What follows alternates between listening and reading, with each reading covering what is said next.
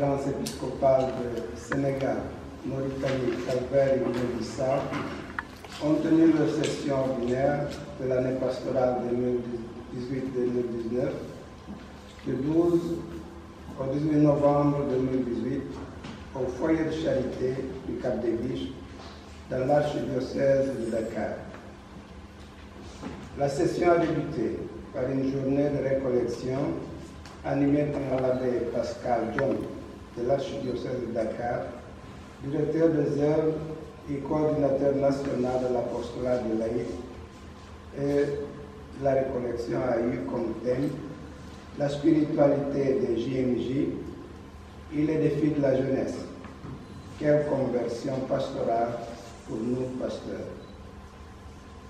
La cérémonie d'ouverture de la session, présidée par son Excellence Monseigneur Kamil Évêque de Bissau et président de la conférence épiscopale, a eu lieu le mardi 13 novembre 2018 en présence de son Excellence Monseigneur Michael Vanna, nonce apostolique, accompagné du secrétaire de l'Annonciature.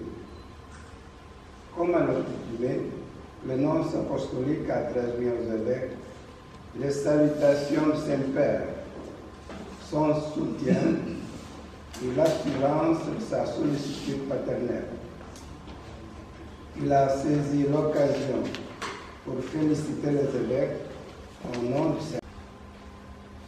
En communion avec le diocèse de Kaolack, les évêques se félicitent du choix porté par sa sainteté le pape François sur Monseigneur Martin Boukartine comme évêque de Kaolack. L'élu était jusque-là vicaire général de la congrégation des Pères de Très Saint-Sacrement à Rome.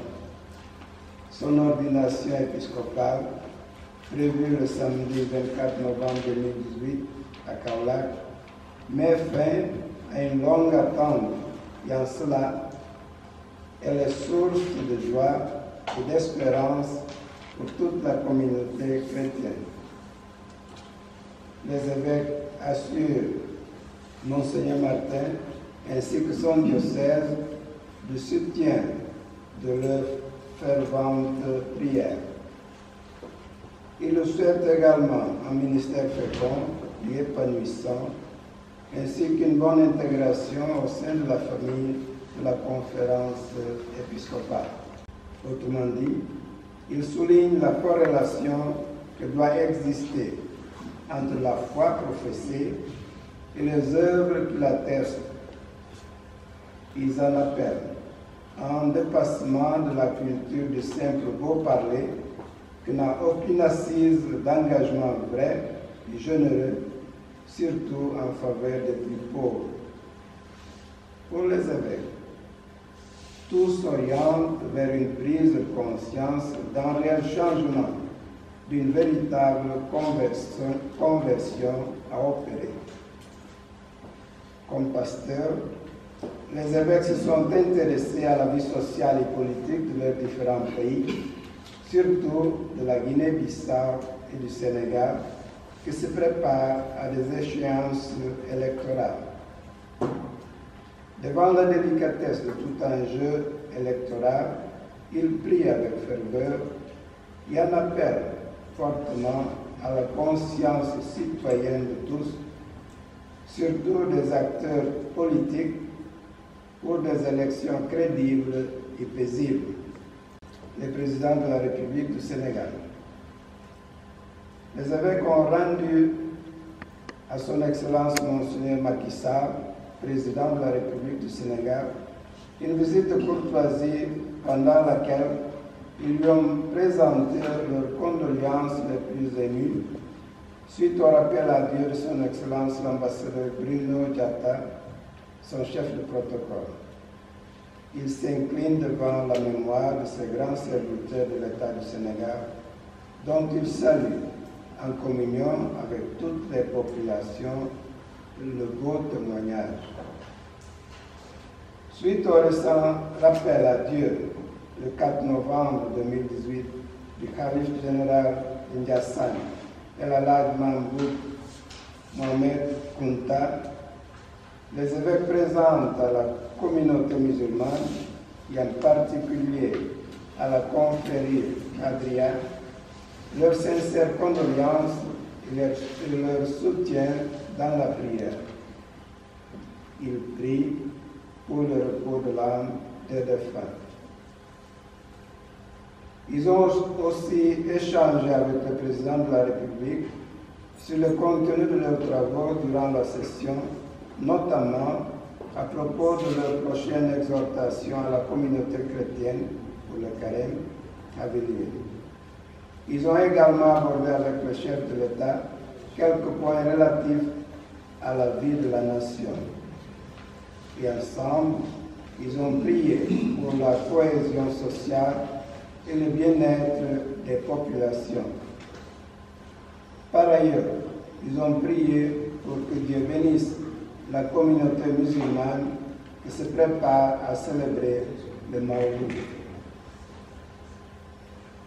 Pour le suivi du projet d'implantation de l'unité universitaire à Ziguinchor, de l'UCAO, les évêques ont rencontré le comité de pilotage de l'UCAO-UIZ pour s'enquérir de l'avancée du projet. D'après le rapport présenté, le projet avance malgré des difficultés réelles. Le dialogue avec les populations de Koubalan se poursuit pour un dénouement heureux. Les évêques de la conférence épiscopale saluent et remercient chaleureusement la famille diocésaine de Dakar, les prêtres, les religieux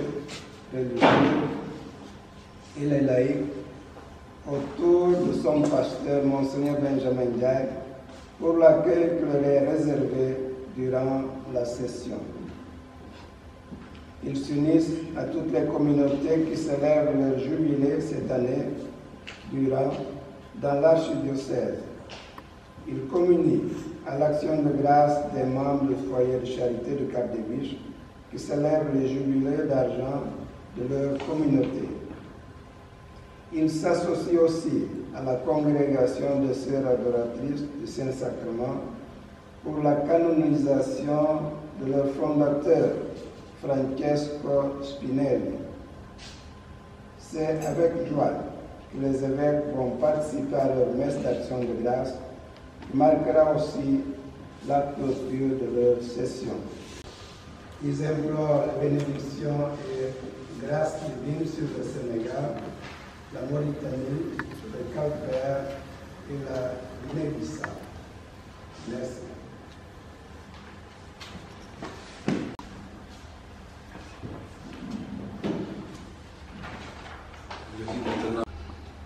danoo ubbi sunu waxtaan sunu ndaje ak récollection maanaam bésub ñaan ak dénk yàlla sunu liggéey ak sunu njabootu jàng ni ngeen ko gisee Monseigneur José Kamnaté moo di sunu njiit bu bees bi maanaam sunu président moo ubbi moo tijji ndaje bi ànd ak ndaw Pape François maanaam noos bi ci sunu ñeenti réew yi di Monseigneur Michael Bandax moo nu jotali nuyoo ak ngërëmu Pape bi jëmale ko ci chrétien yi yépp dundal sunu réew yi Pape bi mu ngi rafetlu taxawaayu jàngu bi ak seede bu rafet bi chrétien yi di dundee rafetlu na itam jokkoo bi dox ci diggante Vatican ak réew Mauritanie maanaam relation diplomatique yi nu sos nu ngi sant yàlla bu baax a baax ànd ak jàngu catholique bi nekk Kaolack mi nu tànnal léegi njiit bu bees di Monseigneur Martin Boucar Tine ñu ngi koy ndokkeel di ko ñaanal di ko àggali ak bànneex ci sunu kuréel di ko yéene liggéey bu tedd te rafet dinañ ko fal gaaw bi ñu dëmmal di ñaari fukki fan ak ñeent ci weeru wile weeru novembre.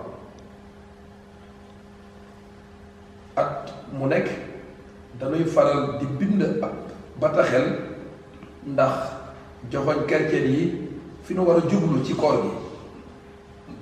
ren nu ñaax leen ci ngëm gu méngoo ak jëf yu rafet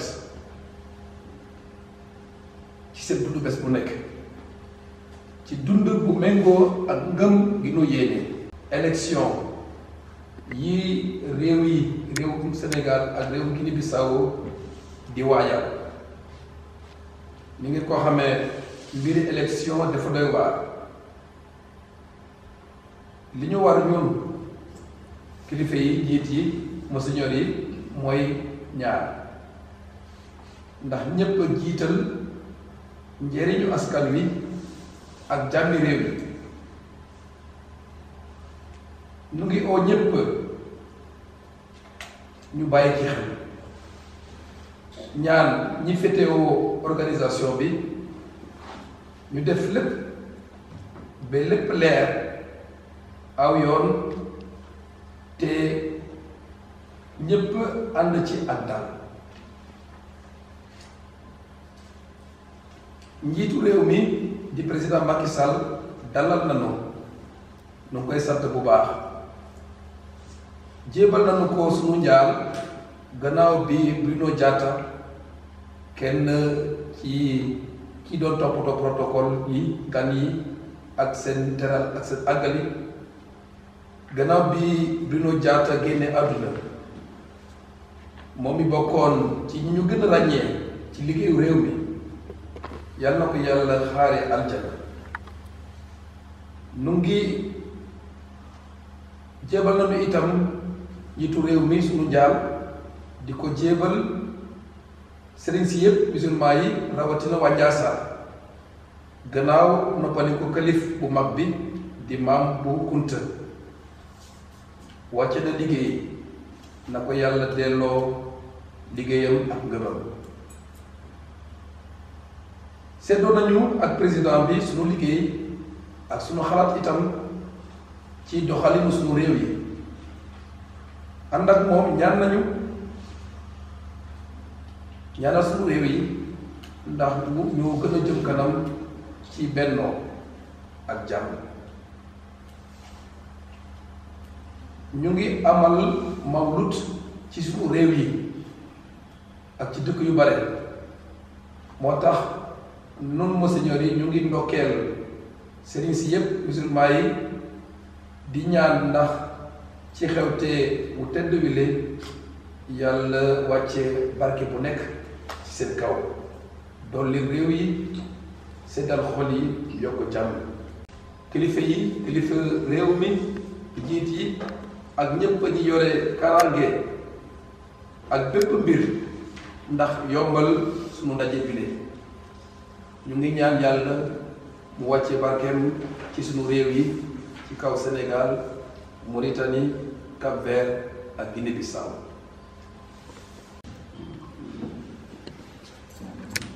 Nous lui avons déjà adressé une invitation. Il ne nous revient pas de fixer des délais, mais nous prions et nous espérons que notre souhait puisse se réaliser un jour. De la presse, et nous osons espérer sur votre expertise et votre générosité pour faire écho le plus largement possible au 18. Je vous remercie. C'est le cardinal des îles Cap-Vert. Et Cap-Vert qui n'est pas très loin, c'est les voisins plus proches du Cap-Vert, c'est le Sénégal, au niveau de la distance. Alors, il y a une grande communauté de Cap-Verdiens ici au Sénégal depuis longtemps. C'est bien pour moi cette opportunité de saluer tous mes concitoyens des Cap-Vert qui se trouvent aussi au Sénégal. Et je souhaite beaucoup de bénédictions du Seigneur et les liens avec la patrie des ancêtres est très fort. Alors nous sommes ensemble, que Dieu nous bénisse tous et bénisse le Sénégal aussi, dans la paix et dans le développement. Le Cap-Vert est un archipel composé de nombreuses îles. Je suppose qu'il y a de nombreux diocèses également. Pourriez-vous un peu les présenter? Oui, nous n'avons que 2 diocèses. Je suis l'évêque du diocèse de Santiago, c'est le plus ancien, dont le siège est à Praia, c'est la capitale du pays. Il y a le jeune diocèse de Mindelo, dont le siège se trouve à Mindelo, bien sûr, et qui regroupe les 5 îles du Nord. Le diocèse de Santiago regroupe les 4 îles du Sud. Alors je suis suédois, du sud du Cap-Vert, et Monsieur Hildo qui se trouve ici, il est l'évêque de Mindelo au nord. Oui, il n'y a pas une liaison officielle, mais il y a l'association des femmes catholiques camerounaises au Sénégal ont un lien très fort avec nos communautés au Cap-Vert. Il y a de temps en temps une visite des évêques ici au Sénégal. Alors, petit à petit, on va s'organiser au terme des liens, mais il y a une communion affective et spirituelle assez forte quand même. Donc, je m'appelle Martin Rappe, d'origine allemande, membre de la congrégation des Pères Blancs, évêque de Nouakchott depuis 1995. L'église de Mauritanie, c'est un seul diocèse, tout petit, 1 030 700 km². Ça fait plus de 5 fois le Sénégal. Mais il a ceci de particulier que tous les membres sont à 100% des non-mauritaniens. Parce que la Mauritanie, on peut dire, est à 100% islamisée depuis le Moyen-Âge. C'est ça justement, ce n'est pas des néophytes, ce qui fait qu'ils sont très accueillants, très ouverts par rapport à d'autres fidèles, et nous n'avons aucune contrainte. Nous sommes libres dans nos mouvements, pour le culte, pour tout, il n'y a pas de contrainte. Ça, on peut le dire. La question est toujours combien de membres. Je dis toujours, parce que c'est Dieu seul qui le sait, parce que tout le monde, tous les chrétiens qui viennent dans le pays ne se manifestent pas. Bon, je puis dire qu'à la cathédrale de Nouakchott, le dimanche, nous avons entre 300 et 600 fidèles. À Nouadhibou, 150, 200. Le reste, c'est plutôt des implantations missionnaires où nous sommes engagés dans le social, dans l'éducatif, dans le caritatif, mais il n'y a pas de présence chrétienne en dehors de ces 2 lieux-là. Il y a actuellement 11 prêtres et quelques 25 religieuses venues de tous les horizons. Il y a plusieurs prêtres sénégalais, il y a aussi des religieuses sénégalaises. Je remercie l'Église Sœur du Sénégal de nous soutenir. Qu'est-ce que je puis dire encore? Il y a une chose que j'ai déjà parlé de l'action. Je suis devenu évêque en février 2000, après malheureusement une période difficile pour notre pays. Comme vous savez, nous avons eu un conflit en 1998. Malheureusement, en 1999, notre premier évêque est décédé et après cela, j'ai été nommé. Je m'appelle José Kamnaté. Il y a combien de diocèses en Guinée-Bissau? Actuellement, nous avons 2 diocèses. Il y a le diocèse de Bissau, la capitale, et le diocèse de Bafata. Du point de vue historique, on peut dire que le territoire de la Guinée-Bissau faisait partie du diocèse de Cap-Vert, comme vous le savez, qui a été créé en 1533. Et en 1955, ce même territoire est devenu préfecture apostolique. Et seulement en 1977, la Guinée-Bissau a été transformée en diocèse. Ça veut dire que notre diocèse est encore un diocèse très jeune. Nous venons de célébrer les 40 ans en 2017. Notre joie, c'est de voir que après cela, le diocèse de Bafata a été créé. Et si Dieu le veut, peut-être qu'on pourra demander la création d'un 3e diocèse. Bon, ça viendra probablement à partir du nombre des communautés chrétiennes et aussi des défis que notre pays a. Ces deux diocèses représentent à peu près combien de fidèles? Actuellement, nous donnons 22% de la population, tandis que la communauté musulmane a 45% et le reste, ce sont ceux qui suivent la religion traditionnelle africaine. Comment, dans quelle langue se déroulent les offices religieux en Guinée-Bissau? La langue officielle, c'est le portugais, mais dans la grande majorité de nos communautés, c'est le créole, la langue liturgique. Mais nous avons aussi des communautés chrétiennes où les célébrations sont faites dans la langue locale. Par exemple, chez les Manjac, la paroisse de la Job célèbre souvent André Jacques. Au nord aussi, près de la Casamance, la mission, la paroisse de Susanna, souvent on célèbre aussi Anjola là-bas. Donc vous avez des liens très étroits avec le diocèse de Ziguinchor.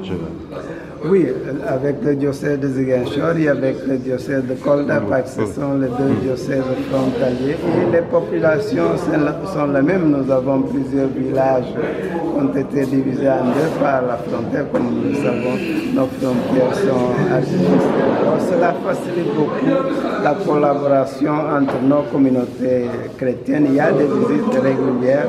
Une des collaborations les plus belles est entre les chorales. Par exemple, la chorale de la cathédrale de Ziguinchor va souvent à Bissau et j'ai appris récemment qu'il y a aussi des chorales ici de Dakar qui se rendent en Guinée-Bissau assez souvent. Ça, c'est un bon signe de collaboration. Merci, Monseigneur.